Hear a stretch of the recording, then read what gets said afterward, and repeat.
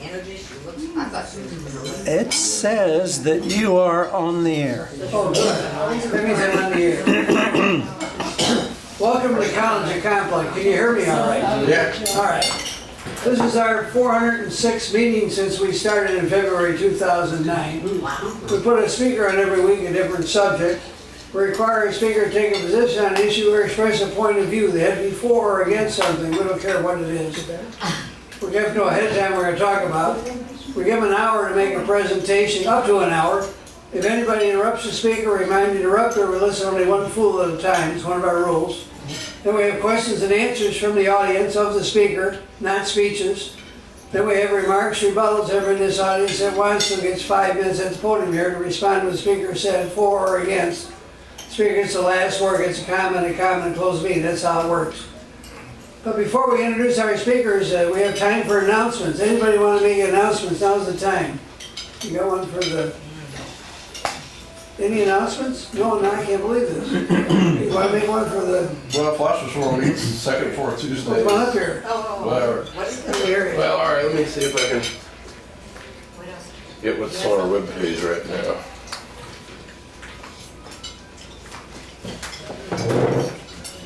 There we are, Philosopher's Forum. Okay, so our lecture schedule. Philosopher's Forum meets second, fourth Tuesday of every month. The what? Second and fourth Tuesday. who? Dallas Philosopher's Forum. And our next meeting is April 10th, and we're going to talk about technology and beauty.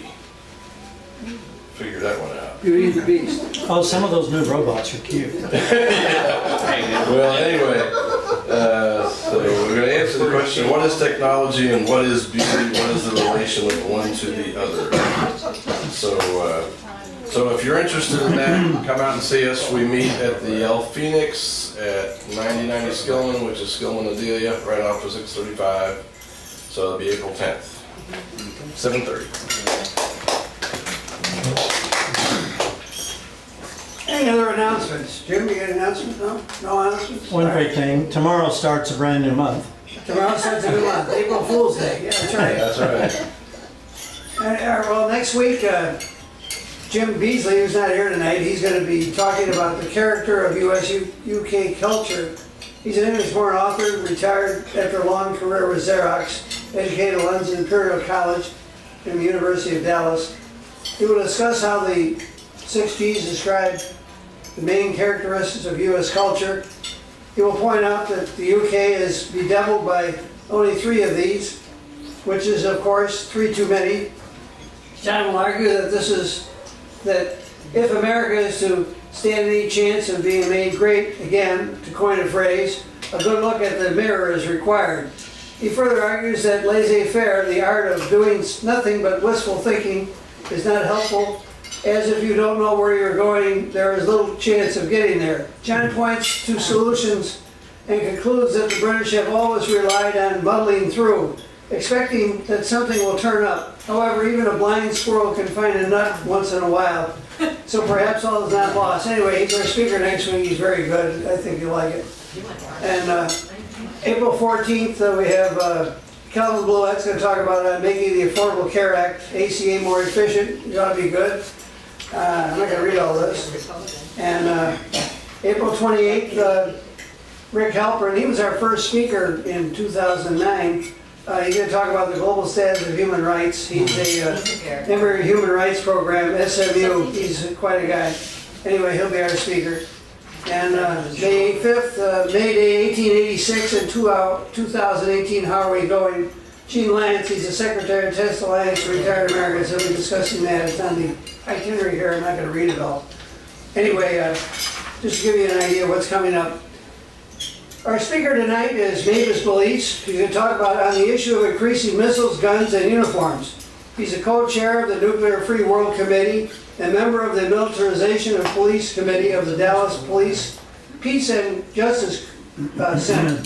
She will discuss how the proposed Trump budget includes increases in the nuclear weapons budget and how the numbers of military personnel moving into law enforcement is growing. She will argue to both indicate militarization of our culture beyond previous levels Mavis will speak and conclude in firm opposition to this dangerous, evolving undertaking and trend.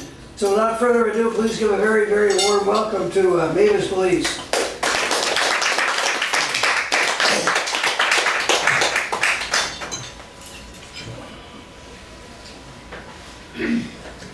Without tripping over any cords. What's that? See if I can get there without tripping over Oh, any you're cords. good. You're good. Go this way. Put these down a little bit. All right, There. Want to get this out of the way or leave it there? that's fine. All right.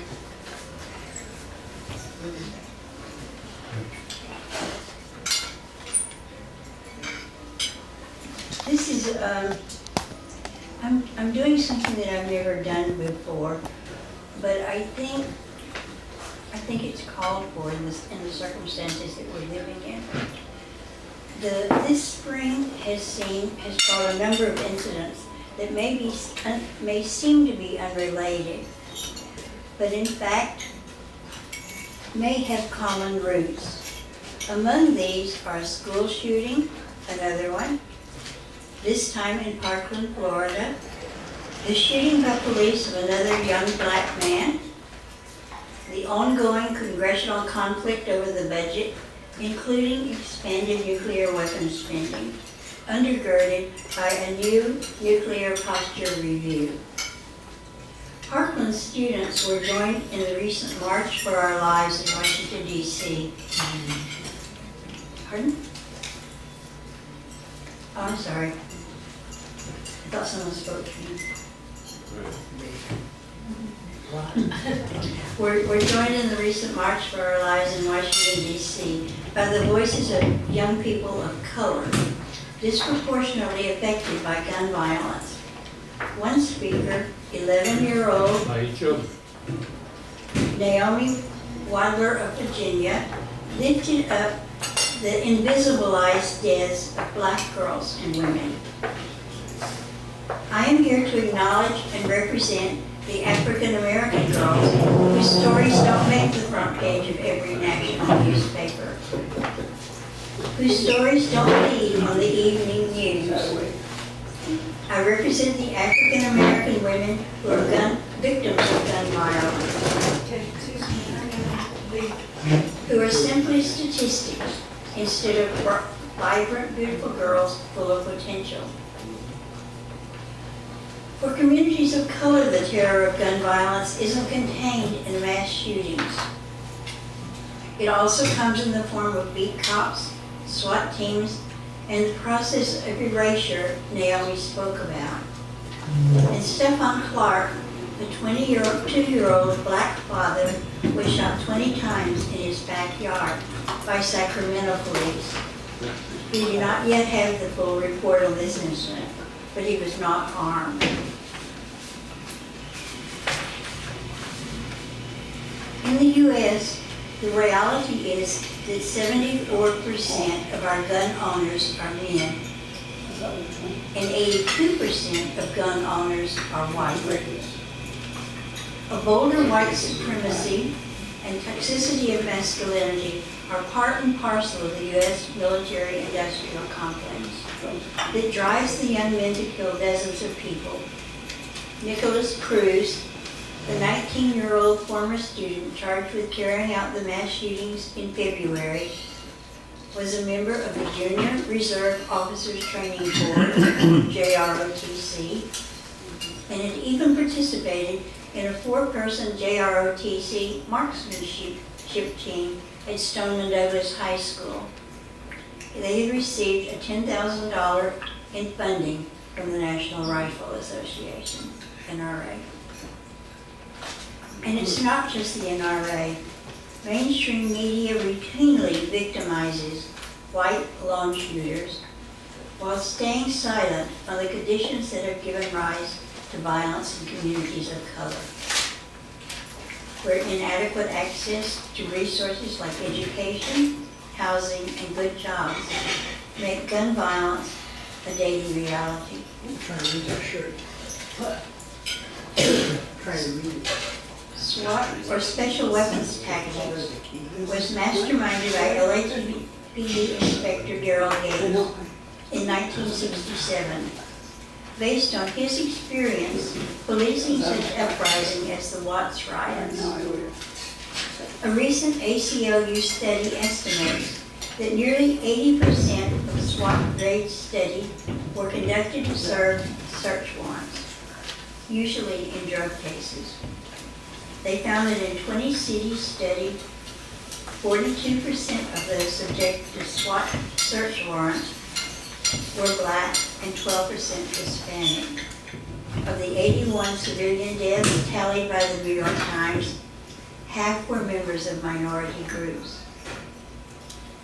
As foot soldiers of the notoriously racist war on drugs, SWAT teams have brought a war-making mentality to the daily practice of policing and arrest.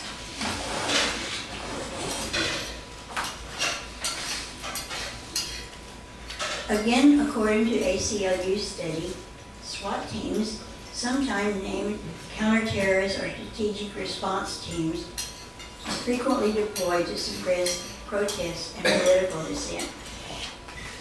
The increase in number of SWAT raids is not subtle. In 1980, the estimate was 8 per day. Today, there are approximately 137 per day. The report found that 79% of involving a SWAT team were to search a person's home, and 60% involved searches for drugs, amounting essentially to the use of paramilitary force to conduct routine domestic criminal investigations in people's homes. SWAT trainings and weapons conventions happen essentially 365 days a year, all over the world. Typical scenarios for training include a Muslim man just fired from his job, returning as a hooded figure in black, taking a co-worker hostage. Or a football field strewn with prosthetics and gore. Or a banner claiming "No war for oil," or "We are the 99%. If you think those are terrorists, most of the time we're not. Additionally, the U.S. Patriots Act expanded surveillance and subsequent federal funding of military equipment and tactics to police departments, known as the 1033 program. And military personnel completing terms of service are heavily recruited by police departments. In some departments, as many as 65% of officers have military service and training. Though they are retrained by police departments they serve, in times of stress, the military training is likely stronger, resulting in a return to tactics of war, where killing an enemy has a different value. As the numbers increase, the influence may be felt by the entire police department, regardless of military service. We know that increased policing, surveillance, and enforcement don't prevent violence. Let's focus on what it does. Investment in widespread, accessible, and open community resources, along with transformative approaches to justice. We need community safety that transforms conditions and root causes of violence, rather than expanding policing and war. On the other side of the scale with war, the new federal budget for 2019 recently receives a 17% boost for the NNSA to $15.1 billion. The NNSA is the part of the federal government that produces and maintains nuclear weapons. In the Nuclear Posture Review, which sets guidelines for funding activities, it describes the U.S. position as, we can fight and win a nuclear exchange. We are prepared to use nuclear weapons against conventional attack, for example, a cyber attack. We may consider using nuclear weapons against a nuclear weapons-free country. We care not to mention our obligations under the Non-Proliferation Treaty, and we have never heard of the climate effects of nuclear war. As Jay Coughlin of Nuclear Watch in New Mexico, an organization doing research and opposition to nuclear weapons, commented, the budget finances a new Cold War arms race with Russia indirectly and increases the chance of a nuclear war with North Korea. And as I wonder why the title of the program got picked, which was sort of out of the back and off the top of my head, I remembered that where I had heard it was a song that I haven't heard in quite a while. But it used to be very common among peace and left activists. And I'll just read it to you because I certainly can't sing it. Although if Gene were here, he could. Last night I had the strangest dream I'd ever dreamed before. I dreamed that the world had all agreed to put an end to war. I dreamed I saw a mighty room filled with women and men, and the paper they were signing said they'd never fight again. And when the paper was all signed and 1 million copies made, they all joined hands and bowed their heads, and grateful prayers were prayed. And the people in the streets below were dancing round and round, while guns and swords and uniforms were scattered on the ground. This was by a man named Ed McCurdy in 1950. Do you have questions?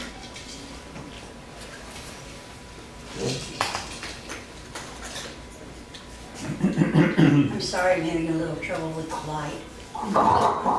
Light? It's fine now, but it's kind of bouncing off my eyes. All right.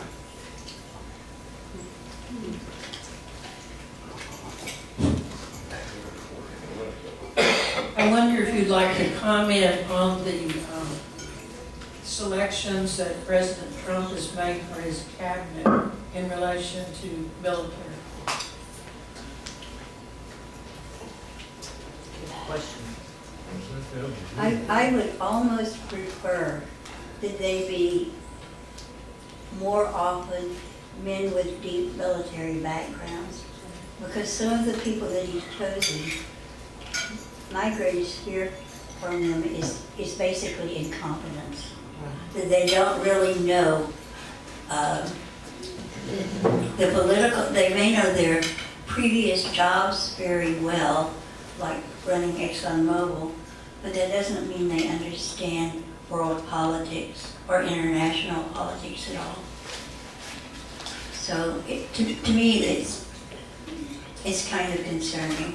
Not their level of threat, but their level of competence. To what do you attribute the cause of the Parkland school shootings?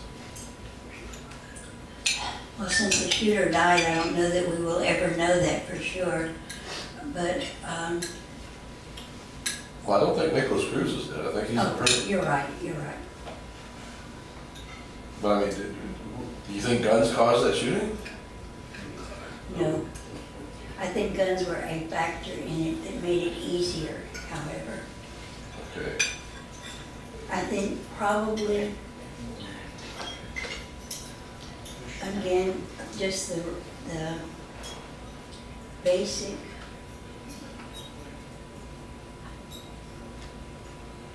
how we handle minorities in this country, even in relatively wealthy places, like Parkland. So you think minority relations were part of the cause of that shooting? I think I don't know that we'll ever know that for sure, Okay. but I think that's possible. He was clearly disenchanted by something.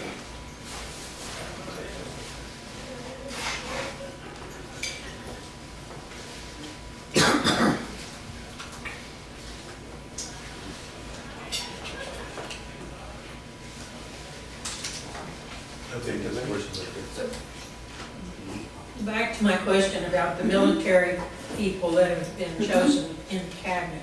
Are you saying that you think that the military leaders understand more fully than most people the horrors of war and the implications and so on and so forth, and so that you kind of feel good that they are there? I think for the most part, his appointees who had military background are more competent than most of his appointees who haven't. You know, I don't know that anything is a guarantee for any person in any singular cabinet post, but I think that makes it, understanding war makes it less likely. How do you pronounce your last name? Belisle. Although I have among my second and third cousins at least 2 different spellings and 3 pronunciations. so I'm pretty tolerant. It's a Cajun last name, so. Rich. Oh, there we go. Could you speak a little bit about the Dallas Peace and Justice Center? Sure. You know, the Peace and Justice Center was formed fairly recently, following on allowing the Dallas Peace Center, after almost more than 25 years, to fold in the community. And there were a number of reasons that was necessary. But I think the Peace and Justice Center has taken a while to hit its stride, but I think it really has now and is doing very well. It's managing okay financially, looking toward hiring full-time staff later this year. I think the target was originally July, but it won't make that, but it may make it by early fall. And our program, you know, is going incredibly well. This week alone, we had a program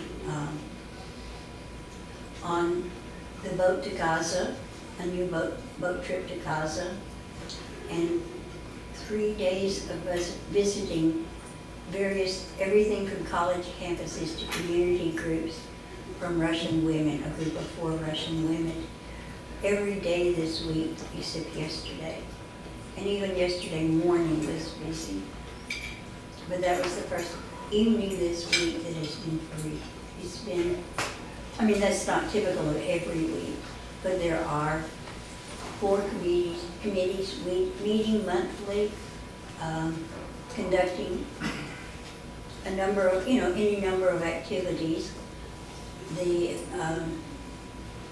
The committees I'm part of, the Nuclear Free World is a full committee. The Militarization of Police is a part of what's called the Human Rights and Justice Committee. We're sort of a subcommittee and a working group of that. But we all meet every month and make reports to the whole groups every month. I got another one. Do you want to repeal the Second Amendment? Do you want to repeal the Second Amendment? I just heard that suggested this week, and I don't think the Second Amendment per se is the problem. I think it's how we've allowed some organizations to interpret, particularly the NRA, to interpret the Second Amendment.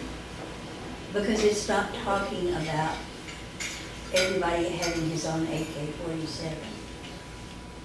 You know, that's not what the Second Amendment is about. It's about forming the ability of citizens to form militias if that's necessary, and to have the arms to enable them to do that. it may need, I guess if it were my choice, I want to think about clarifying the Second Amendment so that it was clear that it doesn't mean every crazy guy in the country gets to own as many guns as he wants, because that's not helpful to anything. Is there anybody crazier than the police? Yeah, oh yeah. Crazy. You talked about demilitarization of the police. Can you tell us what efforts you're making in that regard and what kind of successes you may have had? It varies from, well, here in Dallas, we have met the police department a couple of different times. And as everyone knows, they're right now in a position of transition. So what we were told before may or may not still be the case. But we have met with the new police chief once. I was not with the group, our group has. And she seemed open to discussing it. It's not that it's bad to recruit veterans. I think of the 5 men who died on the July killing year before last. 2016. Yeah, 2016. 4 of the 5 of them were identifiably veterans or in military service. The other one, I did not have enough information to be clear about that, so I don't know. But I think it does affect the way police departments think about people they're confronting. It seems to me that the militarization of the police departments has more to do with federal programs that give police all kinds of military equipment. Yeah. And it seems like it would make more sense to address the federal government's efforts in trying to stop those giveaways to police departments. Because, you know, if you're given a tank, you know, you figure, hey, it doesn't cost us anything, let's figure out how to use it, you know? Well, and Do they have tanks? Well, Armored vehicles. well, they've got armored vehicles. They had military That's the high level. in Missouri, they had military kind of vehicles. I don't know if they were tanks, but they were. They got MRAPs. Yeah, so. do you know anything about Pampa, Texas? Tampa? It's a little town, not Yeah, very yeah. large at all. They have a tank, their police have a tank. Yeah, so are you making efforts to either get the police departments to give them up or to make the federal government stop doing that? Both. Actually, under the previous police chiefs, well, Chief Brown in fact, the Dallas police did send back some military equipment that they had either received or purchased from military sources. Okay. It's unclear, you know, what they will do in the future, with, you know, but there's no reason to believe it will get. So far, it's been generally by Dallas police in terms of equipment. I mean, no one knew about the little robot and what the little robot could or couldn't do. That was cool. But they have sent some clearly useless things back.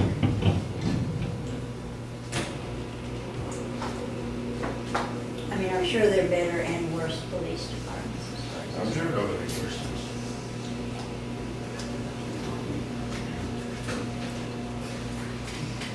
I don't know if this is fair to ask here, but I'm really curious. I know that you gave, the Dallas Peace and Justice Center gave Gene Lance and his wife an award recently, and I Yes.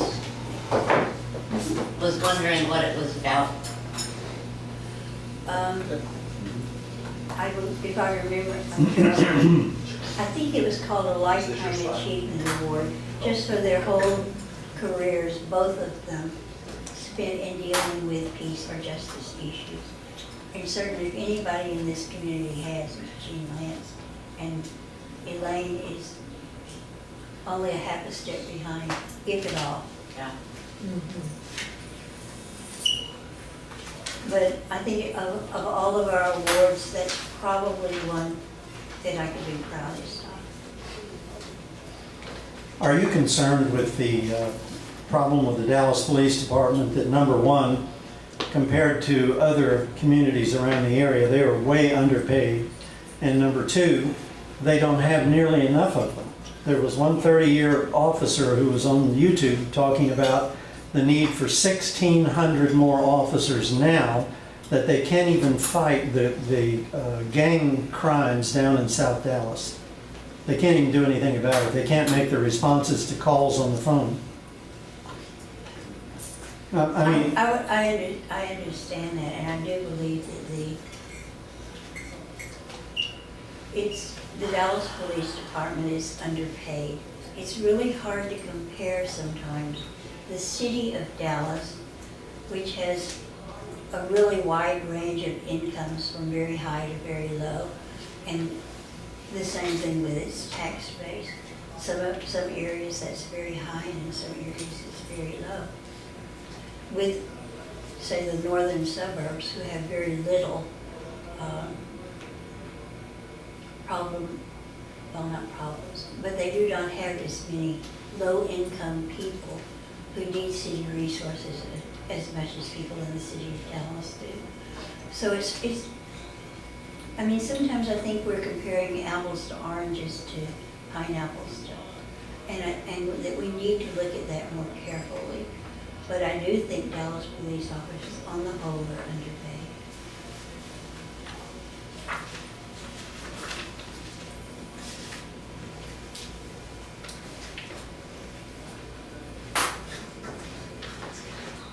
That's it, I guess you get to sit down. All right. I'll never get over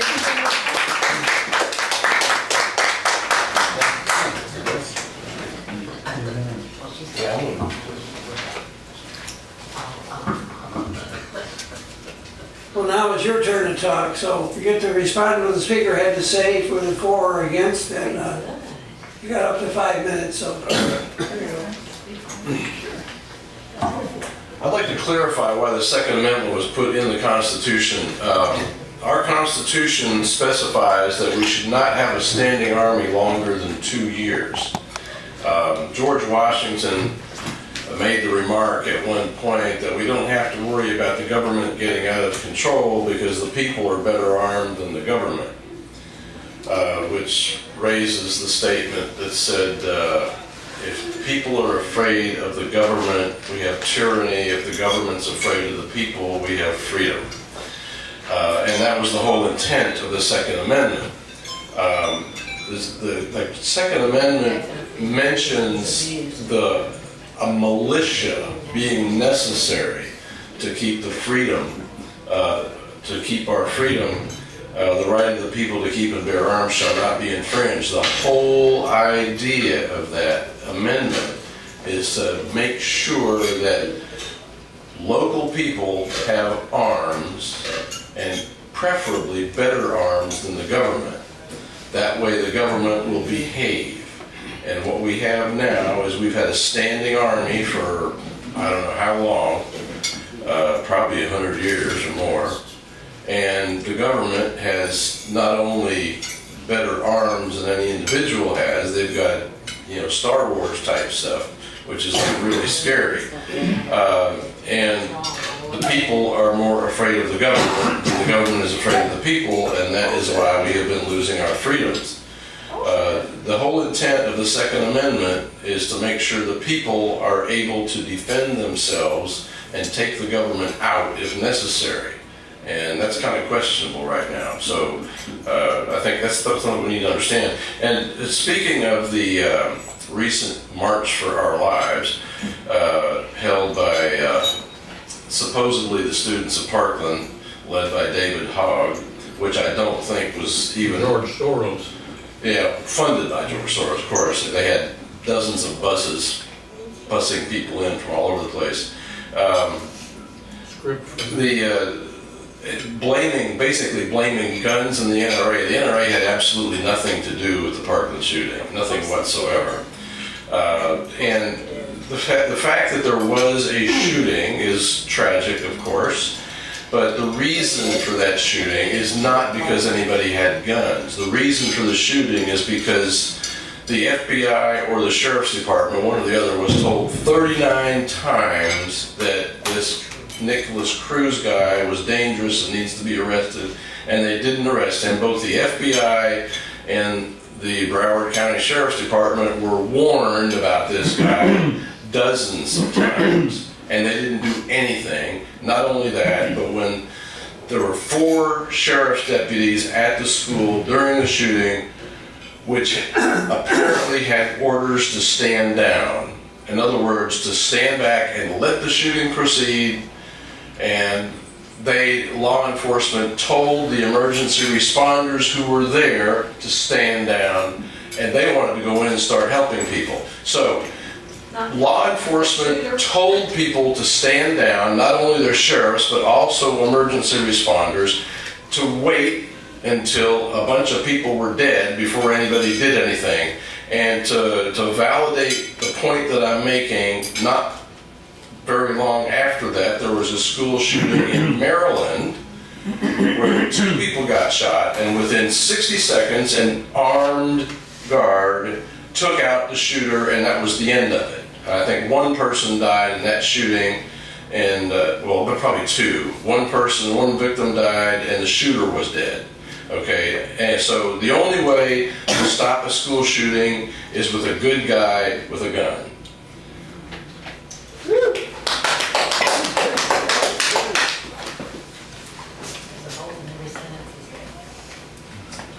It is so easy to take individual things that happen that are tragedies and sometimes very wrong, and let your emotions then guide your overall viewpoint of different things in life. I don't know how many of you are aware that in 1982, Kennesaw, Georgia passed an ordinance that every household shall have a gun with ammo unless they have a felon there or religious scruples against it. Crime in that city went down 89% and has remained at that level all these years. People from all over the world have consulted with them. I called their city manager one time and talked a long time with his secretary about it. They've been having calls from all over the world. Can we get a copy of your ordinance and different things like that? Pardon me? You ought to get up and turn. I'm sorry. In Western Europe, Belgium has the highest rate of murder and the lowest individual possession of guns. Not Switzerland. Norway has the highest level of gun possession and the lowest murder rate.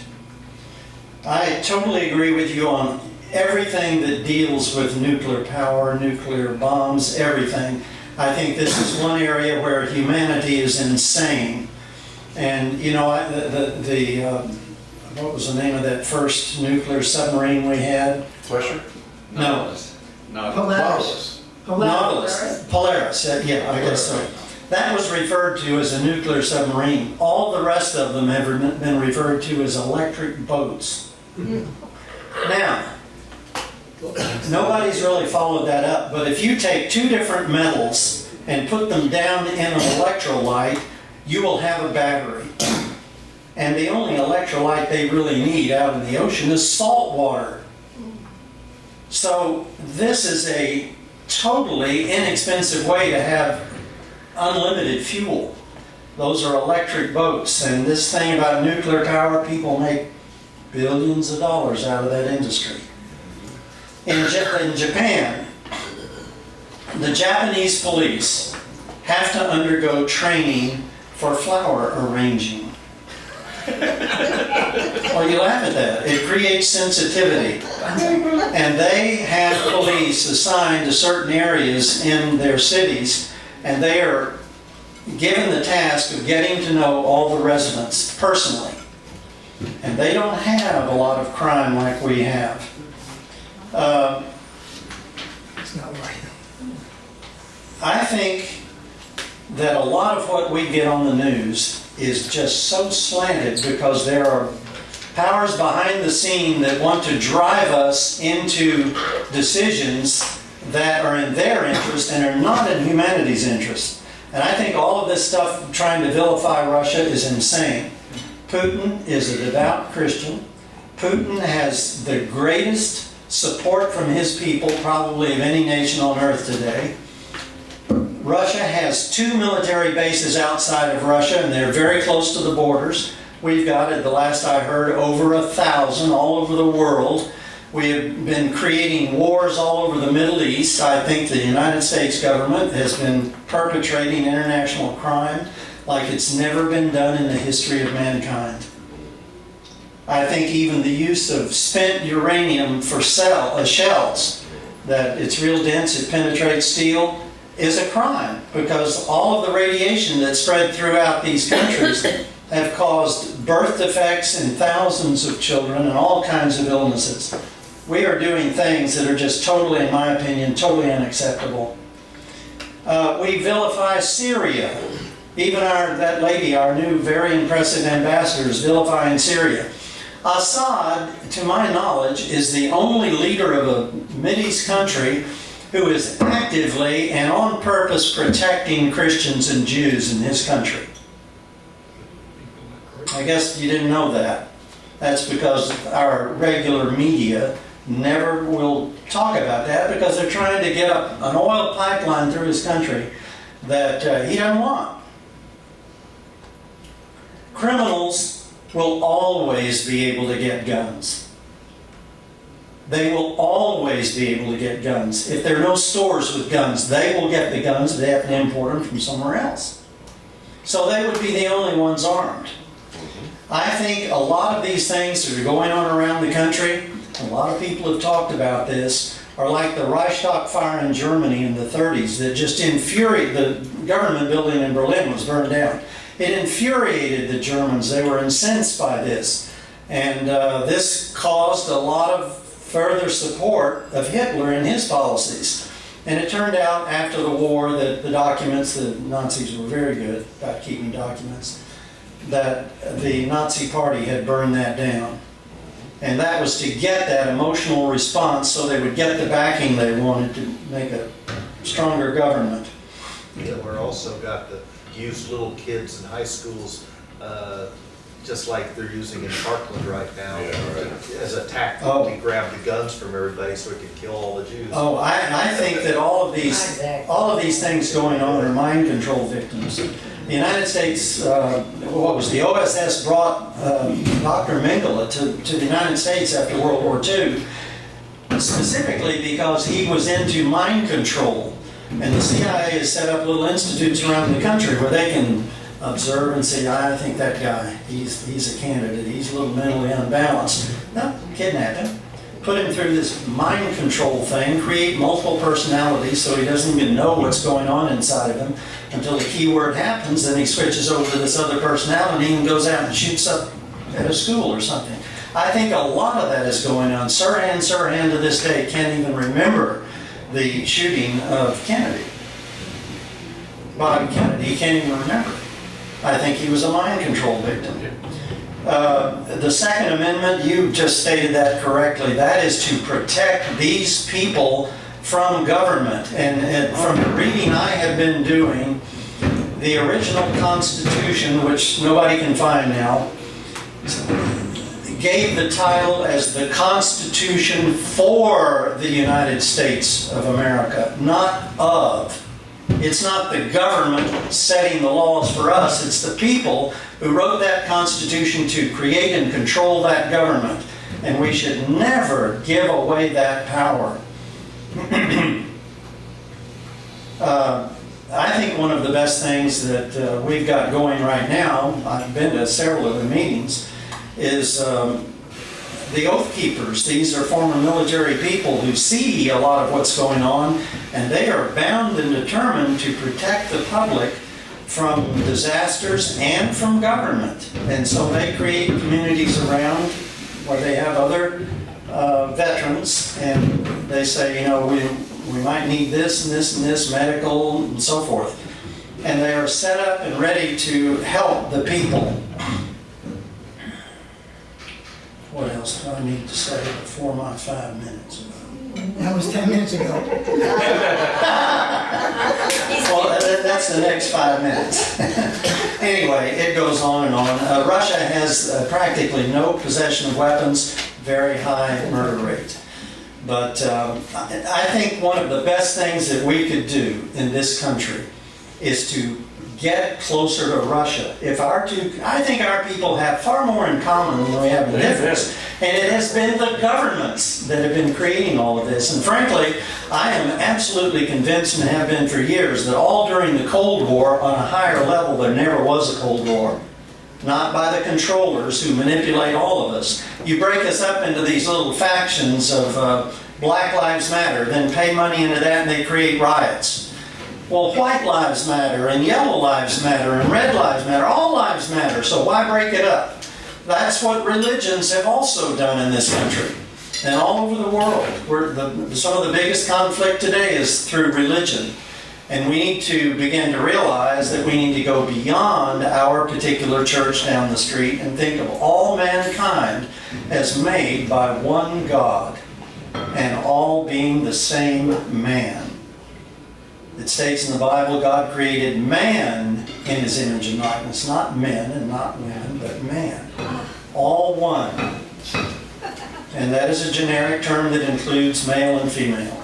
Anyway. And transgender. Get up and talk about it. Support it. I noticed the talk was about missiles, nuclear weapons, and that sort of thing. Missed it, but sorry about that. Should have got here earlier. Nuclear missiles are kind of primitive compared to what the latest technologies are in weapons anyway. Scalar electromagnetic weapons make a are more powerful than nukes by Say what? scalar electromagnetic Scalar, weapons. S-C-A-L-A-R. Our foremost expert in this country that actually was allowed to got away with talking about it, was a Lieutenant Colonel Bearden. Oh, yeah. And he also talked a lot about free energy and actually developed some patented free energy technologies called a motionless electronic generator, which is about this big and would generate about 1.5 kilowatts of electricity. It was actually manufactured over in France by J.L. Nalden, and the company gave out the parts that it took to make it. Unfortunately, one of the parts was a little doodad that was patented through General Electric, and General Electric wouldn't let anybody else manufacture it anymore, and they didn't want to make it anymore because they don't want anybody to have access to free energy technologies. Of course, GE used to run the nuclear programs for the United States government as well. UFOs have been hovering over silos and completely neutralizing nuclear weapons. I don't think there's any reason to fear nuclear weapons. I think they're keeping a good eye on us, and there will never be a nuclear weapon that kills people ever again because of that. Because they have technologies and they kind of value the human race for some strange reason. Otherwise, they would let us blow each other up already. But if you ever watch the video online that Stephen Greer put out called The Disclosure Project, one of the guys from NYPD Blue did the intro on it. And then they had about 12 or 13 ex-military professionals get up and talk about their story. Altogether, there were 300 or 400 people that had petitioned the government to violate their vows of secrecy in order to release information that they knew. It's called the Disclosure Project. There's all kinds of videos on YouTube about it, in which several officers, guys that actually worked in silos, were in the silo when a UFO flew over the silo, lifted the top off the silo, scrambled the electronics inside the nuclear missile, and it was non-functional after that. And they mentioned this. Talks also come out of the Soviet Union describing this as well. I don't think nukes are a problem. What is a problem is the scalar electromagnetic weapons. They can do far more damage than a nuke. They can blow the whole planet up. But I don't think our friends in outer space that are monitoring the human race will allow us to do that either. What does that look like? What is it? Well, they call them Tesla howitzers. Oh. They're basically an interferometer. Two antennas can send out a signal where they intersect, where the signals intersect, they can map out grids. And where those signals intersect, they open a hole into the ether, or time and space as we know it. Basically, they can suck in or pour out an infinite amount of energy through that portal that they create where the two frequencies are intersecting with each other. And the technology has supposedly created force fields that had the power to create domes over entire cities that would protect them from nukes anyway. They found, satellites have found images where they thought a new volcano was coming up out of the ocean because a 200-mile plume of smoke was coming up out of the ocean. So they sent aircraft out to find out what was causing the steam pouring off the ocean, thinking that a new island was forming out in the Pacific. When they get out there, there's nothing there. What was causing the steam, as if a volcano was coming up out of the ocean? It was a scalar electromagnetic weapon, because as they suck energy out, they were using it, they can use it to create control over the weather, because they can create a cold front in the upper atmosphere. And when you steal all the energy out of the upper atmosphere like that, you have to transfer it somewhere. So they transfer it to the ocean. All that heat then was large enough to then create a 200-mile plume of steam coming off the ocean. I mean, you can buy the books from Lieutenant Colonel Beardman and investigate this stuff. It's been out for decades. And he used to say that we were behind the 8 ball and that all these other countries had these scalar electromagnetic weapons and we didn't. Well, now, we just probably kept this hush-hush that we didn't have those types of things. We've probably got entire fleets of starcraft that travel outside the solar system right now, so I don't think we have to worry about, I mean, we're already in the Star Trek age and the government's keeping that secret. Is that the one that they think they heard a signal from a few days ago? No. That's something else? We've got 2 secret space programs, at least one that doesn't think there are aliens and they don't get to go outside the solar system. Then we've got an even more advanced one that can get out of the solar system, supposedly. And they've got bases all over the place. They're dealing with all kinds of extraterrestrial civilization. It's been the hundreds. If we ever get the government to admit this, there'll never be any more war. But you see, we're like cattle. We're a farmed race of beings on this planet. The people that run the show here think of themselves as our owners. We're their slaves. They can sell us off our DNA to another alien race. Maybe they can use us for food. Maybe they can use us for slave labor. They don't look at us as, you know, anything other than a resource. I mean, because they can trade technology for us. If they need us to work on a spacecraft, oh, we'll just sell you a whole group of people here and let them, you know, manage your, you know, be your slave labor to manage your spacecraft that you need to have maintained. That stuff's coming out. There's whistleblowers. There's over 20 whistleblowers that have been in the secret space program. They're talking about it. Some of them even helped design some of the spacecraft. And that stuff's out there for anybody that wants to know better. But as far as the Second Amendment, you know, people always say, well, if we ever have to go to war with the government, you know, an AR-15 isn't going to do you a whole lot good. True, but if we ever go to war with our government, we won't be fighting against our army. Our army will be fighting beside the men going to war with the government. Because our government's military faction right now is divided. The military actually backed Trump the CIA backed the Democratic candidate, Hillary. Actually, JFK and Trump are closer alike than most people want to admit. Trump would, if JFK was alive today, he'd be a Republican. He actually said he was going to get rid of the CIA, completely destroy it. And the Federal Reserve. And the Federal Reserve. And they destroyed him. And they destroyed him because he tried to do that. They killed him. And that was a coup. And ever since, the people that have run this country are the CIA and all their candidates that they've let us vote, think that we're voting for somebody to elect a president. You know, it doesn't matter whether it's Democrat or Republican, it was a CIA, basically somebody that the CIA had prearranged to be our president. That isn't true with Trump.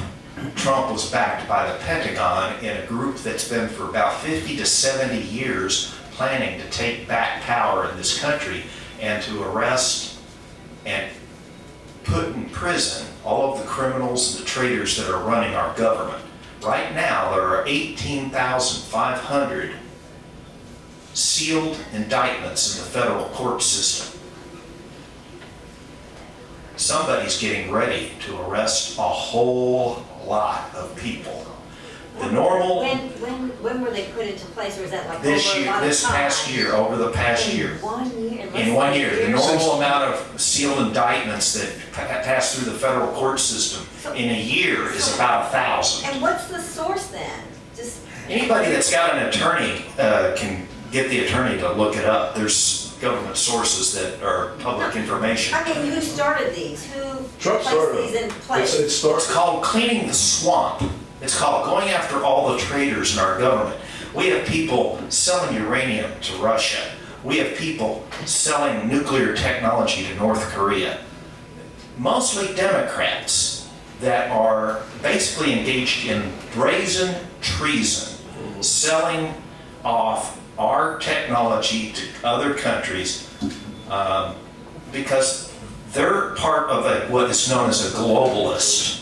A globalist is somebody that believes that there needs to be a one world government controlling everything. We need to have partners around the world. You need to do your own It doesn't mean that talk. everybody's on the same page, but you need to have partners. That's all that's about, partners in a free world, partners in a democratic world, partners with their elections. Why don't you go up and take the mic, okay? On this solemn weekend, I'd like to take a moment to God bless the internet. A moment of silence, please, no giggling. Oh, man. So, first, the first thing we do, we get up here, we destroy our credibility, then we bring up some good points. I think that's what happened with the main speaker tonight, actually. I'm going to beat the same old dead horse. Our biggest threat is, that I can see, I don't know about these aliens beyond me, but that I think I can have a little bit of something to say about is how we're being polarized and pitted against each other. A lot of people in this country have taken to a warlike stance. Even the most traditionally peaceful people, the old hippies like me. I'm not really counting myself, but everybody I know, it seems like, is ready to go to war. The first casualty of war, famously quoted, is truth. Truth is the first casualty of war. Now, if you're going to wage a war, you have to use deception, especially if you're down. I mean, you know, if I want to punch Tom in the head, I don't want to kick him in the butt right there, but I'm really going to punch him in the head. Anyway, deception is the whole deal. And the other thing that goes with deception is secrecy. So anyway, they got us going. In the beginning of Mavis's talk, she was just spouting the leftist rhetoric. You kind of get, you know, you have to be really great in some of the places you go. There's other people that hear other stuff here. I mean, you know, I represent all the black people and all these statistics with guns that are skewed and everything. I mean, when they say how many gun owners are white and stuff like that, how do they know how many criminals have guns? And then when they talk about how many people get killed by guns, most of those people are killed by suicide. Most of them. Anyway, so statistics are, as Mark Twain said, another quote, there's statistics and then there's damn statistics. But anyway, you know a little bit about math. So you brought it up to me. The reason, you're an expert with the nuclear stuff, and for you to come out swinging with the latest news about Parkland and just doing your virtue signaling with, I stand with these kids, and I stand with all the fourth grade black girls and all this stuff. It's kind of a weird mishmash. It's like that place that was selling fertilizer and donuts at the same time. I don't understand that. Since you brought it up, it is the current thing, so that's good in a way. But I got to tell you, there's another source. There's the left. You got CNN, NBC, just always pushing this thing. And it's pretty strange. And then you got Fox News on the other side. But now there's another dimension on the internet. And there's another dimension on there. Just go Star Trek. Anyway, I try to stay as objective as I can. But I got to say, and even though my son is like totally on my other side from me, the left seems to be doing some things that alarm me more. And this whole idea of getting on the war footing is putting rational discussion like we're supposed to have here on the back burner. When things are determined by emotional appeals to fourth grade girls and all this stuff, it's not going in a good direction. If we have poor citizens who have serious issues, rational discussion is a really good tool.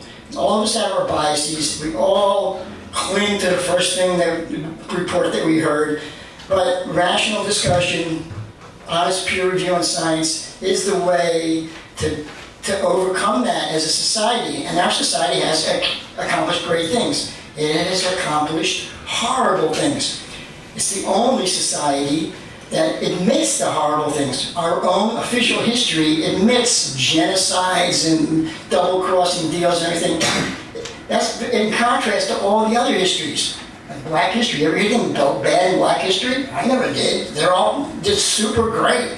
Women's history, all great. They got their own month, everybody's got good histories. The white man history. White man history is more mature. White man history, it's got bad, good, ugly, good, bad, and ugly, the whole thing. Anyway, I'm going off a little tangent here. Let me get back to the main point. The thing that you brought up about the Parkland shooting, aside from the fact that there are witnesses to other shooters, there are witnesses on video, the full faces and names, saying I was walking along the alleged shooter, which I believe he might have been involved, but he was definitely a scapegoat. At the time when the shooting was going on over there, and he didn't have any military gear, and on and on. And lots of teachers said the shooter had military gear on. That's one aspect. But the thing that alarms me now, because we don't know what happened, it seems like the government likes this stuff. Why would the government want to take away all our guns? This happened everywhere, except Switzerland and Israel. This government doesn't want to. This government doesn't want to. Well, it does. All governments take away guns. They won't even. It's the road to tyranny. For AR-15. Well, let's not define government is only the Fox News people. There's other things going on. Anyway, to me, an example of how we're losing our reason and why I'm more alarmed with what the leftists are doing now, trying to rile up the students, rile up the young people. It reminds me of the Red Guard of Maoist China, where they would go out and just beat up older people and everybody, and humiliate people and kill people. And this youth march, are we supposed to listen to these youth? Do they have any more expertise in shooting because they were there? I mean, this is clearly a propaganda play. It's pulled on your emotion. It is. Even if these kids really believed it, and half of them are just trying to get out of class. But if they all believed it, it. Why should we listen to them? Do they have more moral authority than you? You're shaking your head. Do they know more than you? These dumb kids that are being led around by leftist teachers? That's my main point why I came up here. And I think that the fact that if you're a Democrat, that you swallow this crap, it shows me that we're way beyond just rational, like, let's use common sense.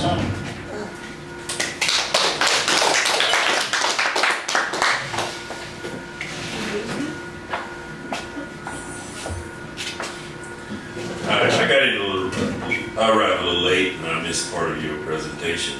And I can understand the concerns you have and you grab out as far as this program that you work with in Dallas, you know more about it than I. But I think you raised some issues that we need to think about. And we need to do something. I agree with Hank that the radical right and the radical left are wrong as far as I'm concerned. They're not rational. And our nation was established based on reason. And we moved away from that. And everybody used everything to their own advantage. And sometimes we don't listen to legitimate people. President Eisenhower warned us about the military-industrial complex. And that group of people who makes tons of money when we have wars, they want you to fight wars all the time. The other issue about people in the military, I wasn't a general, I was private, but I went through basic training. And you know how chaotic it is in basic training, it's worse than war. And I could tell the problem. And so if you haven't gone through that, you ought to be real reluctant to send other people's children to war. It's very, very dangerous. And people get messed up. And we're going to pay a terrific price domestically for the young men and women who have been messed up in Iraq and Afghanistan. We've been lucky in this country not to have been attacked. We do the attacking, we don't get attacked. Well, historically we react to that. In World War I we reacted, in World War II we reacted. In Korea we was following a doctrine we call the contained communism, where assist any nation resisting communism with our military force and with the money. We did that, and we used that as the basis for going into Korea, and similar to Vietnam.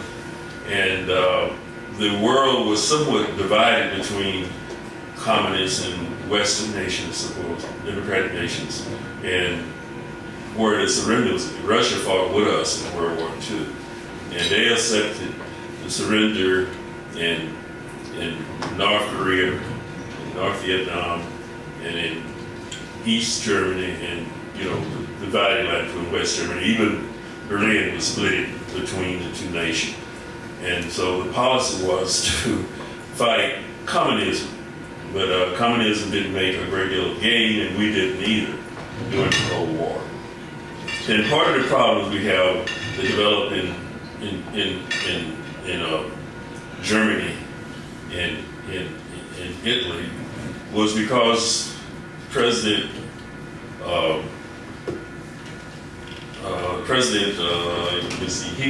he came up with 14 points. President Wilson. He came up with 14 points to deal with agreement among the nations. League of Nations. League of Nations. No, I'm talking about the League of Nations. So he recommended, I'm talking about the surrender at the end of World War II. Wilson was the only president we ever had a PhD in political science. That was World War I. World War I is what I'm talking about. I'm trying to explain why we got in World War II. Is that we had the nations who initially started in World War I agreed that the Germany was the one who caused the problem, they had to pay reparation. And so that was before the United States got involved. And the nations, when Wilson went to meet with them for the terms of the surrender and everything, he had to back away from that. He did create the League of Nations. He thought the League of people get together, if they're rational, they can work the problems out and wouldn't have to war. But because of the people he selected to go with him to that peace signing treaty, were all Democrats, no Republicans, and the Republicans didn't ratify the League of Nations. And then he almost had a nervous breakdown. That's what caused it. In order to pay the reparation, inflation was terrible in Germany. And that's no excuse for Hitler, what he did. And so in World War II ended, we did not want to make the same mistake again. And so we passed the World Bank and another organization, but then we came up with the Truman Doctrine that we didn't really use those tools because we came up with a way that worked better. So we react. We are the only nation that's ever used a nuclear weapon. And I'm getting close to 5 minutes, I've got what I want to talk about. I think the points you raise are relevant and we need to think about it. I think what Hank and other people are talking about, I take a different reading of the Second Amendment. It says the militia. And the militia's weapons, other than the cannon, was all the government had. So we wanted those people to be ready. I don't know, we thought that the militia was going to fight the government. I don't think that was the intent of any of the framers. But it was the militia, and I think it's misinterpreted, like I think you indicated. I think a general that fought in war understands it better than someone who is not. They're going to be a little less reluctant to go to war. And that's the one that recently from the National Security Council was discharged. That's what he was concerned about. He'd been in war. He'd seen what happened. And people who haven't, they think we're invincible.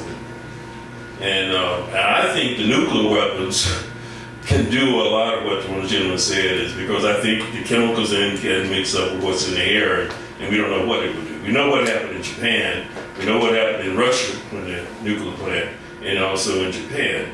So I think those weapons are supposed to be basically defensive, not offensive weapons. And if I believe we drop a nuclear weapons on North Korea, it'll do South Korea, part of China, and Japan. And that'd be catastrophic for us as a nation, for the world. So I don't think we ought to be thinking about using nuclear weapons in any of our dialogue. I don't consider Putin a friend. Putin's goal is to have Russia the way it was before World War, before it fell apart. Putin was over the KGBs. He's very skilled in that, and that was his socialization. So when we do, I agree with one point, we got to work with Russia and China. We got to work with them. We got to find a way to work with them. And so that's what I think. One of our presidents, who was George H.W. Bush, was over the CIA. So I don't know. I just think we permit, as citizens, we need to rise up, rationalize, and begin to make decisions on what's reasonable and what's rational, and not get pulled out of apart because of what the left and right say and articulate. The moderates used to be a major force in our national government and in the state government, but you don't know, very few people identify themselves as moderates, and they were the rational people. So I think the speaker, and I enjoyed it, was amused by what everybody else had to say. I can't say that I agree with all of it. Thank you.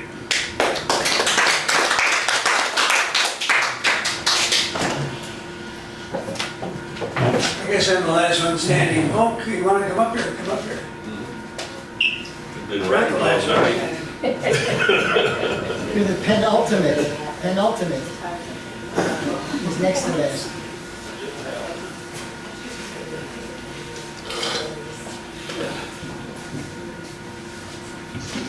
Yeah, Calvin, you're right. I said I was going to write a doctoral dissertation. I rattle too much. If I don't outline it, I'm in trouble. I want to talk about 3 things real shortly.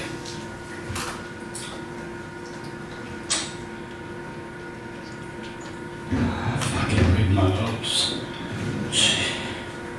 I'm almost blind. Need some readers? Let me turn that mama just, oh, there it is. Want some readers? No, this is fine. No. Okay. This is my premise. There's whatever it is, 6 or 7 billion people in the world now. I haven't heard the number lately, but it's somewhere up in that bracket. And if anybody thinks there won't always be some bad ones in there, you know, you're living in la la land. It's not the nature of human nature. We're not divine. Guess what? When people are bad, they have enough determination and generally enough strength to overcome a lot of other people and get in charge. All you have to look at is the dictators who've taken over countries over years. We still have some of them now. Probably the majority of them are in Africa, Venezuela, south of us, and Cuba. But obviously we had Benito Mussolini, and we had Adolf Hitler, and we had the cowboy, whatever his name was, around the Ottoman Empire during World War I.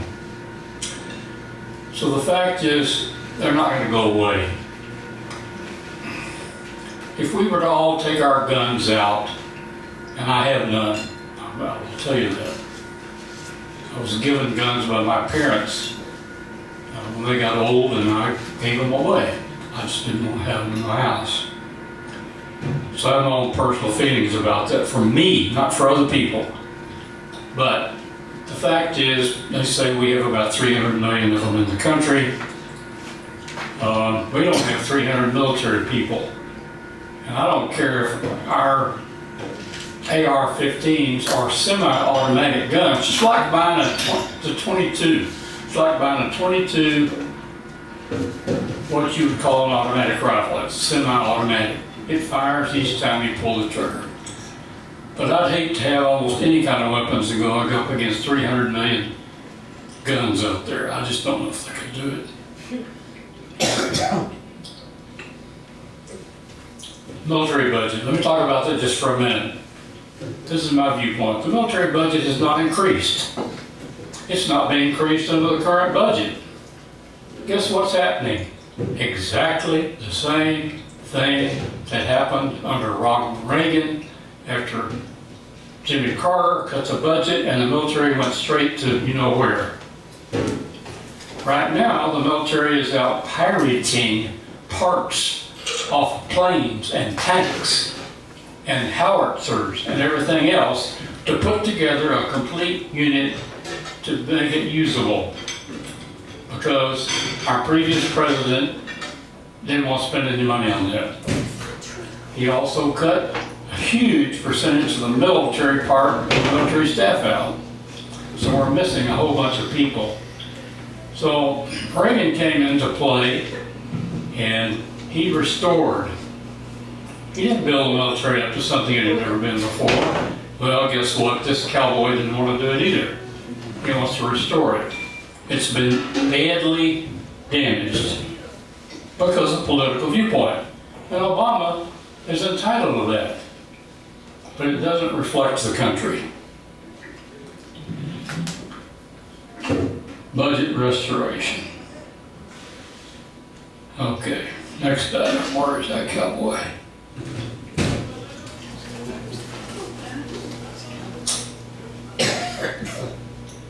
Okay. We're having a lot of these violent things happen. I read an awful lot. So I've read a lot of people who've gone down and drilled down into that and analyzed it in several depths. Not what I've read in the New York Times. Likely not what I'd read in the Wall Street Journal or in the Chicago Tribune or in the Washington Post. Why have these people started acting this way? Here is one of the things that has occurred. I can't really write you out a formula for cause and effect, but here's what's happened. In our 8 years of previous administration, the president could not stand the fact that more minority people were reported for doing violent crimes than non-minority people. So guess what? He spent an awful lot of time persuading the law enforcement people and the schools, I've had teachers tell me this, and officers, don't punish them. I want you to get the percentage of minority arrests down to the level of Caucasian arrests. Well, is that normal? Is that natural? Can you, if those people are doing more than Caucasians are, then are we just going to let them run wild? Well, they do in Chicago on the south side. How many do they kill every year, Tom? 8,000? I mean, it's a horrible number. What did we do about it in the last 8 years? Nada. So, my point is this. A lot of what is going on, when you listen to what comes out of those police officers' mouth, and you listen to what comes out of a principal's mouth in a high school, or an administrator's mouth in a college, it's reflective of what has been shoved down their throat by the federal government over the past 8 years to not give those people the attention they deserve for the deeds they do. So guess what that does? That encourages them. I'll tell you one story. One of my school counselor friends said, they'd go down to the school office, be called down. Well, here would be the mother of a kid they had sent home the day before. The mother would sit in there and cuss them out with every word they'd ever heard, ever in their life, for about 15 minutes. And the assistant principal would just sit there and go, da, da, da, da, da. Well, not literally, but figuratively, they would do that. They wouldn't do a dang thing about it. Does that make you want to go teach? Crap, no. Calvin teaches at the community college level. Hopefully it's not so pronounced where he's at. But you get into some of those grades and it is really bad. So my point is, a lot of that has not happened by random circumstance, like Texas weather in Dallas-Fort Worth, where we catch the crud from Canada and the stuff from the Pacific Ocean and the mess from the Gulf Coast, almost nothing from the east. We don't have any control over that. We don't do anything to influence it. It is what it is. But what we're seeing and hearing in our schools and other places is enabled, I'd use a word like that, to a large extent by the attitude that's been put forth by our government. And then the press, all they want to do is talk about people with AR-15s. They've killed 0.003% of the people who have been killed in the last 10 years. More people are killed by hatchets, knives, and pistols than any kind of rifle, including the AR-15. Doctors too. They try to talk about the AR-15 like it's a machine gun. No, it's just like a simple gun, like a shotgun. A Browning shotgun you go down and buy. It's automatic that you pump every time you pull the trigger. A shell pops and fires. On automatic, you pull the trigger and you hold it and it just goes. It sprays bullets everywhere. The military can have those. We cannot. So the press misuses the words a lot. They omit a lot and they deceive us a lot with what they don't tell us. And I would just encourage you to. It's a subject that may not affect each one of us every day, but it's around us every day, in the air every day, and we hear it every day. And if we don't listen to it and at least drill down a notch and listen to something other than what the typical news media like CNN or MSNBC says to you, you just really don't know what's going on. I don't pretend to know everything that's going on, but I sure know more than what some of those bozos on those 5 stations know. Thank you. I'll make one more short. I inspired him. You did. Short. I think one thing we all need to put some thought to is you cannot even believe everything in history books, the ones that have been published over and over and over and over for decades. I have a very different viewpoint about World Wars I and II. World War I got started because some Serbian rebels came over into the Austro-Hungarian Empire, and when Crown Prince Ferdinand and his wife were riding around in their horse-drawn carriage to wave to their people who were cheering them on, these rebels from Serbia came out with pistols and shot them dead in front of their own people. Well, this outraged them. They were very peaceful people. So they raised up their army and they went over into Serbia to take care of that. Well, nobody thought about this. Serbia had a mutual defense treaty with Russia. So Russia then attacked the Austro-Hungarian Empire. Well, here's Germany now. They're getting caught in the middle of this. They have a mutual defense treaty with the Austro-Hungarian Empire. They are bound to attack Russia and try to drive them away from the Austro-Hungarians. The Russian Empire had a a mutual defense treaty with France. So here, Germany's peaceful neighbor now attacks them from the backside, and then England was involved with a treaty with France, and then Italy, and then we came into it. Frankly, in my opinion, we should have come in on the side of Germany in World War I. That country was so advanced. You know, young men in the British Isles would hop on that train to go to the military and say, "Bye, Mom, we'll see you in 2 weeks, this thing will be over." They had no concept of how advanced Germany was technologically. They had machine guns. Nobody had those up until then. And World War I boiled down into a horrible event for everybody, shocked and traumatized everybody. 10% of the French population was killed, which meant a generation of young people. And so all of this hatred brewed up because these Serbians. Nobody involved in that war wanted that war. And Germany, because we came in, was defeated. And France, having lost all those people, and England having lost all those people because they totally underestimated what they were getting into, or why, were shocked and traumatized. And so they had to blame it on the villain, Germany. Germany was just caught in the middle of it. And so they carved out parts of Germany and gave them some to France, which Germany let that go, Alsace-Lorraine, and part of it in the Sudetenlands to Poland and Czechoslovakia. And this created a lot of strife amongst those nations because those two countries treated those Germans that they now had conquered badly all those years up until World War II began. And what we're taught about how World War II began is a little different. John Beasley sees it totally different. I see it different from him.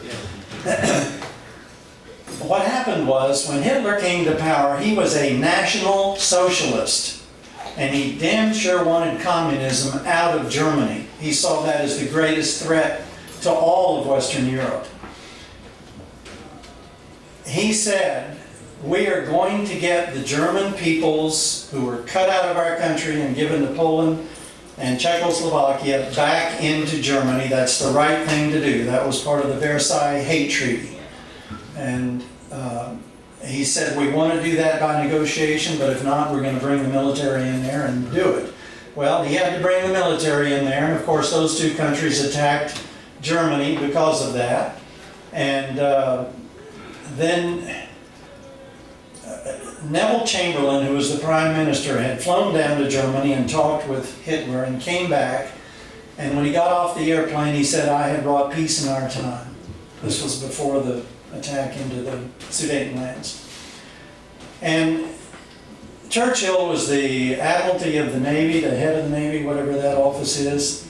And there was some disaster that happened that he managed to get Neville Chamberlain blamed for, and yet he was in charge of the Navy.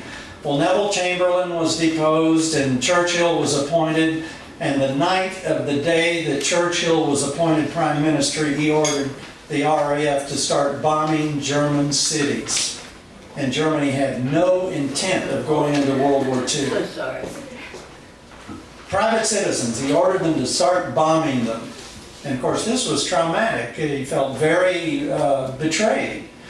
You can find on the YouTube today speeches that Hitler made in the 30s where he said that he thought that Great Britain was essential to peace in Europe, and if they were ever attacked by an enemy, Germany would come to their defense. I should have thought he was. I think that the banking system, everybody needs to get that little book, All Wars Are Bankers' Wars. The banking system is behind every war. No country can have a war without the bank behind it, because they don't have the money to do it. And I think there were bigger issues here, both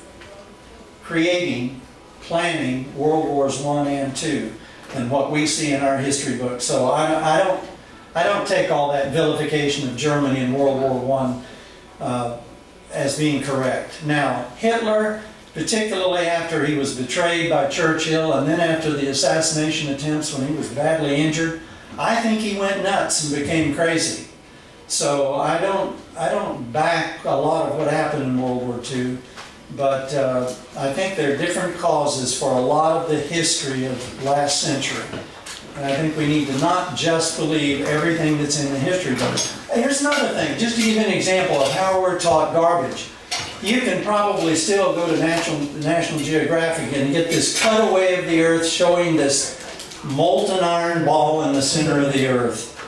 Now, any grade school student could see how stupid that is. Heat at the temperature of molten iron is going to propagate out to the surface. If that had been going on for 1 million years, there wouldn't be any water on the planet, there wouldn't be any life on the planet. That is a ridiculous idea. And there'd be no magnetic field because you heat up iron and it loses its magnetic field. So any grade school kid could see that we are still taught is a lie.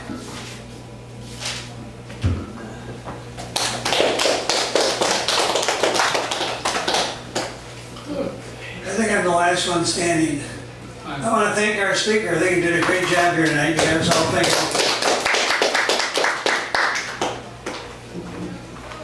you. There are certain things you brought up that and now I've forgotten what I wanted to say. So many people spoke here. But Sorry about that. anyway, I had all plans and now it escaped me. So it's one of those things. Senior moment. Well, look at each person and. Yeah. Let's use the standard corporation. No, let's say I had something.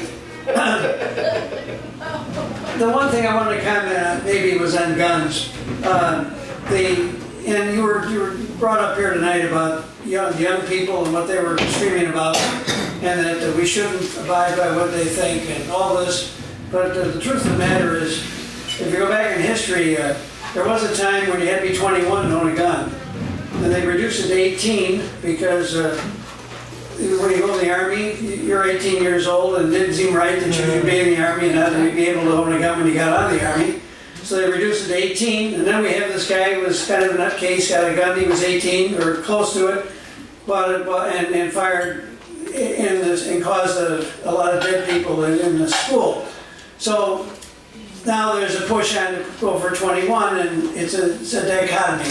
So the solution, what is the solution? In that sense, I would think that maybe we should have a rule that provides that if you've been in the military, you can have a gun, but if you haven't been in the military, you have to be 21.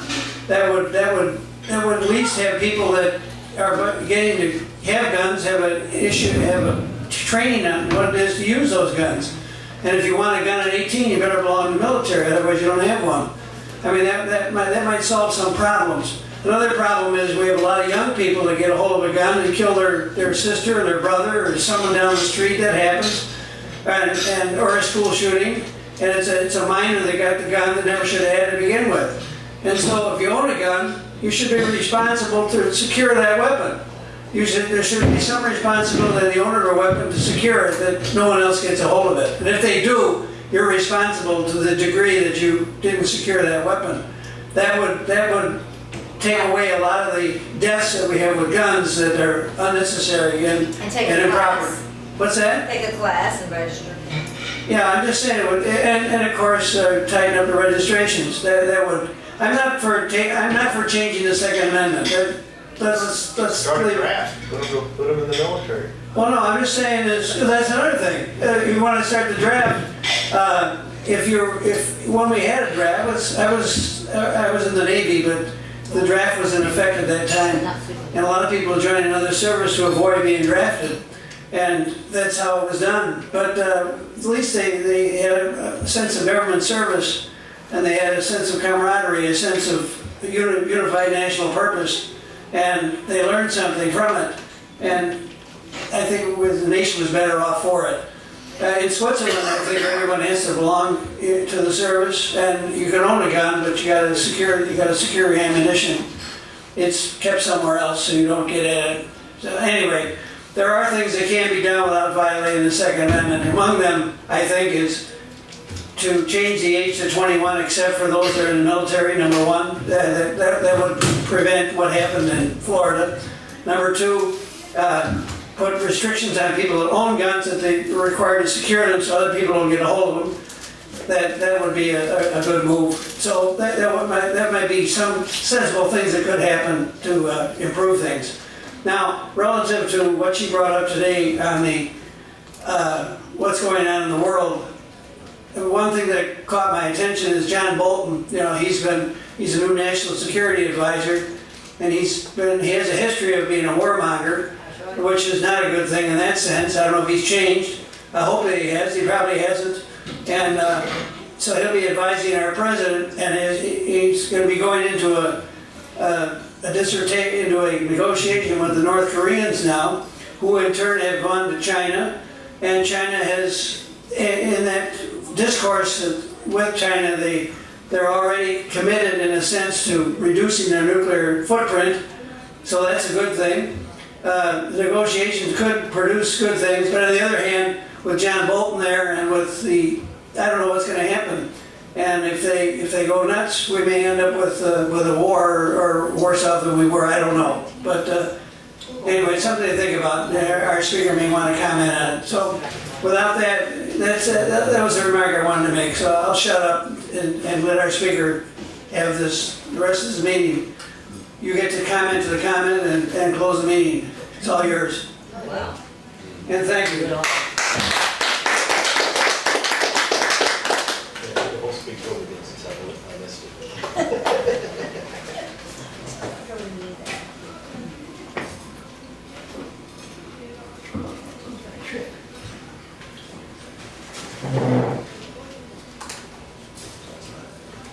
Does she need it?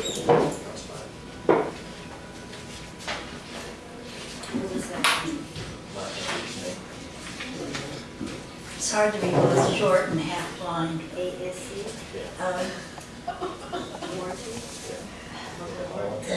I can respond to some of the comments, but some of the others I'm not quite sure what to do with. I think my starting point was after the riots in Watts, and I'm not really prepared to deal with either World War I or World War II. I don't think I touched on them, well, I know I didn't touch on them in my presentation. I'm not sure how I got there from where we are now. Although I think they're both very interesting. I'm just going to pick up a few points that I did catch. I don't think it's certainly true that the NRA was not directly involved with the Parkland shooting, but they did give $10,000 to the rifle team that Cruz participated in when he was a student there. That's documentable. I mean, that's easy. That does not mean that the NRA knew what Cruz would do with it. They certainly didn't. They had no idea who he was or what might happen. But when you're spreading money for guns around everywhere, like sometimes the NRA does, things like this will happen. I think it was interesting to talk about the mind control efforts. As you can tell by my hair, I'm definitely a student of the 60s, and LSD and some other pharmaceuticals were common and used widely. at the same time that was happening, a lot of times by college students, high school and college students, particularly college students, the CIA was doing experiments on people without their knowledge or their consent. And I think that's a misuse of the CIA's power, and gave both damage the drugs themselves and damage the people who took the drugs without knowing what was happening to them. And I don't know how you can justify that. I'm totally ignorant of the UFO issue, and I'd be glad to have any documentation on that you have. I'd be glad to read it. But right now, I can't even begin to comment on that. The only thing I know about UFOs is that I enjoy, what's that little community in New Mexico where they have all the little... Roswell? Roswell, yes. But that's the limit of my knowledge about UFOs. And that's a big business model as far as I can tell. Not a bad one, they make money on it.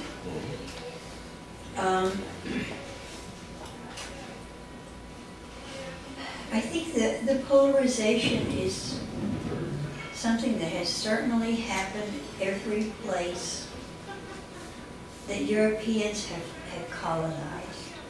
They find, whether it's American Indians, whether it's in the Pacific, whether it's in Africa, anywhere else they go, they find one way to place some of the people off against some of the other people, which enables them to take control more easily. That's a common practice of colonial practices.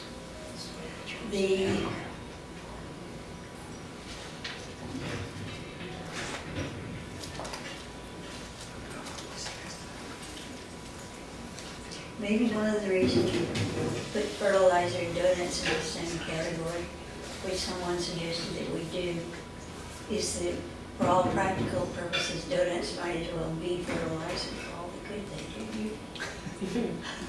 But other than that, I'm not sure where that went. And the kids, I was a graduate of South Oak Cliff High School. When I graduated, it was an all-white high school. Now it's an all-black high school. I still participate in some alumni events at South Oak Cliff, and I'm still very proud of that school, regardless of how its student body has changed in terms of economics and color. They're still good students, bright, they work hard, and they care about the world they live in, and I'm proud of them. And I'm glad to be a South Oak Cliff alumni.